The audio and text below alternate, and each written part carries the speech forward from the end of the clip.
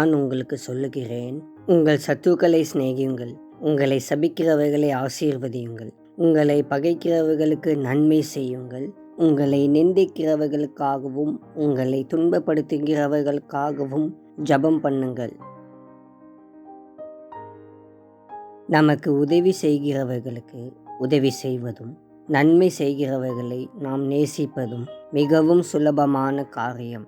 ஆனால் நாம் நேசித்தவர்களும் நம்மிடம் இருந்து நன்மையை பெற்றவர்களும் நமக்கு விரோதமாய் எழுந்து நம்முடையதை பறித்து கொண்டு நம்மை பற்றி அவதூறுகளை பரப்பி நம்மை அழித்துவிட முயற்சிப்பவர்களை நேசிப்பது எளிதான காரியமல்ல.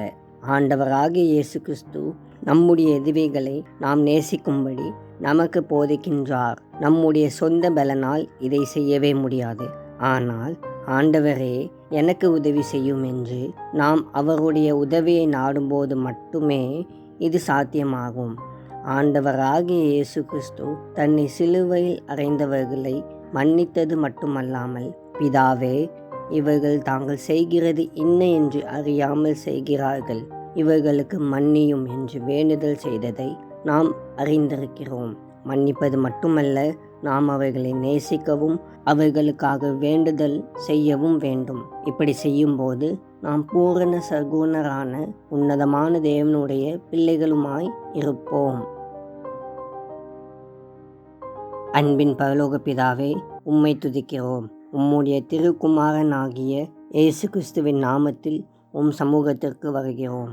ஒளியில் உள்ள பரிசுத்தவான்களுடைய சுதந்திரத்தில் பங்கடைவதற்கு எங்களை தகுதி உள்ளவர்களாக்கி, இருளின் அதிகாரத்திலிருந்து எங்களை விடுதலையாக்கி, உமது அன்பின் குமாரனின் ராஜ்யத்துக்கு எங்களை உட்படுத்தினவரே, உமக்கு ஸ்தோத்திரம்.